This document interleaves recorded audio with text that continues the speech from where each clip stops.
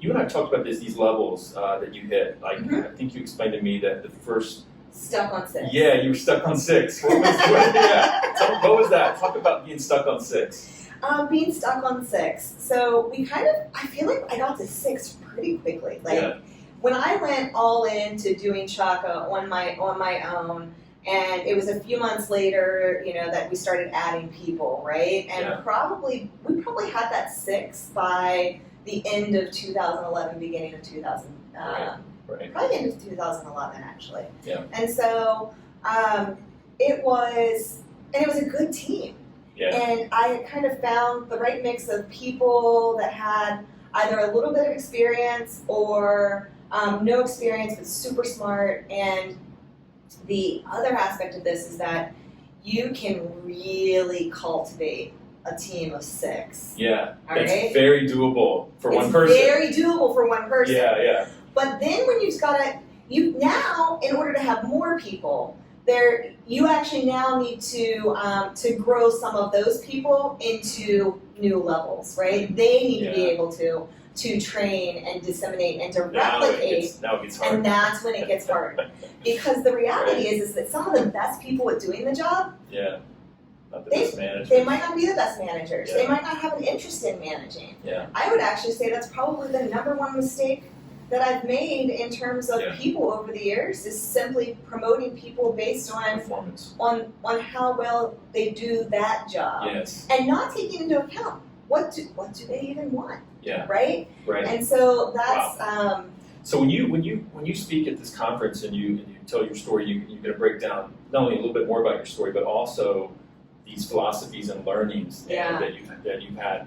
Are you going to speak a little bit about how to grow a business? Because I'm thinking of folks watching in the audience, they're going to want to hear more about this. Yeah. Because there are going to be people that are getting ready to make a leap. There are going to be people that have just recently made the leap. There's going to be people stuck at 6 or less. Yep. And they're going to want to hear this. So are you going to get into this a little bit, this whole growth period? Because I think of all of our speakers, you might have the most experience at pushing past that. At pushing past it, yeah. So I think, I will absolutely get into that. The reality is that when I was stuck on 6, the driver to even go past that was actually that I began to love that little group so much that I didn't want to lose them based on their own ambitions, right? For career growth.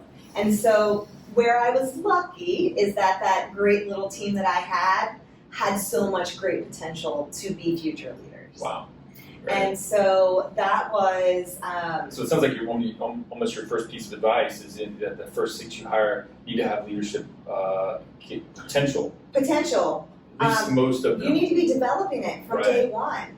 Yeah. Because if you want to have a team, then there's a lot of responsibility to be able to continuously do that. Yeah. So you have to think past yourself and today and say, because once I was on because we were stuck on 6, as I say, because 6 worked. Yeah. It worked. Yeah. And a client, we would do some short-term engagements. We would help companies move their paid search program in-house for the first time. And we were doing all these fun engagements. I mean, we worked with Barnes & Noble, we worked with Nordstrom, we worked with all these amazing brands, even in those early days doing these really cool projects. But a lot of it was project-based. Yeah. And so it was easy. Things came in, things came out. I didn't have to worry about, I didn't have to worry about the people so much that it was very fluid as things came in and came in and went out. But there were times that people would call and say, "Are you taking on new business right now?" And sometimes I said no. Right? Yes. Whoa! Yeah. Almost that 6 almost could be an extension of you a little bit, almost. Yes. Reaching the limit of the extension of you, because that could be something for people to take note of. Is that wall can a lot of times can be that limit of yourself. But you got up to over 20, I believe. Yes. Right. Yeah. What was the top number? So we typically range between 26 and 32. Yeah, employees. Yes. Yeah. Right. So I can't wait for you to come back in August at our conference and talk about breaking through 6, getting to almost 30, Yeah. and all these years and all the things that you learned and that you're going to share with the room. It's going to be fantastic. And so again, the conference is late August, last weekend of August 27th through the 29th. Janel will be one of our featured speakers. And anything else that comes to mind, like when you give advice to people, and let's break it into 2 pieces, right? Uh-huh. There's the aspiring entrepreneur, someone who thinks they want to be one, right? The kind of advice that comes to mind there. And then the one that might be has already made the leap for a few years and maybe in a bit of a struggle, like do I stay or do I go? Yep. Let's break those 2 down. What are the 2 things that come to mind for you? Yeah, so let's tackle the aspiring entrepreneur, the one that has the idea, like me, that says, oh, in 5 years I want to be doing this for myself. Yeah. So the questions to ask yourself, what is holding you back from doing it? What are your fears? Right. Yeah. And then to understand how that amplifies. So the gentleman that called me that said, why not now? Yeah. I said, well, I'm about to get married. And he said, when you get married, are you going to have children? And I was like, yeah. He goes, is that going to be a better time? This is a really good mentor. This is a really good mentor. Is that is it going to be better then? Yeah. Well, no. Oh, that's scary. Yeah. He actually scared me that if I didn't do it now, wow, I was going to miss out on the best possible time. Wow. That's incredible. So if you were speaking with an aspiring entrepreneur now that really had the edge, but needed the right timing or the right reason. What is the right timing? Yeah. And are you on your way to that?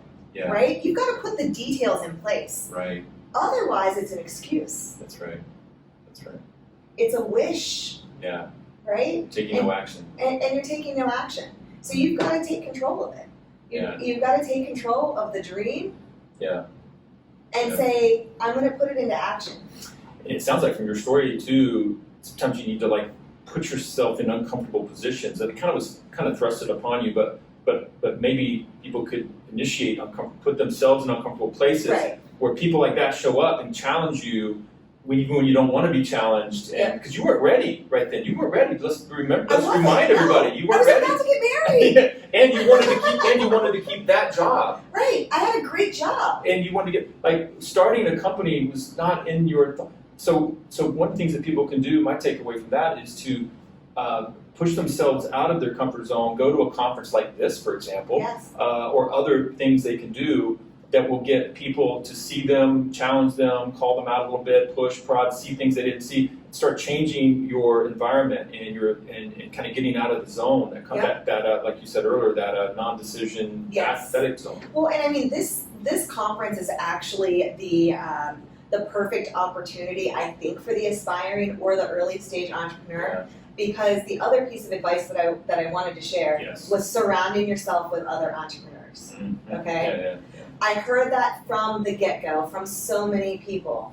And it's so important. Right. And whether it's a conference like this where your dream has not been realized yet and you're in the infancy stages, or you've done something and you're trying to get to this next level, that's the key. Yeah, it gets real lonely. And it gets real lonely after you've made that first leap. Right.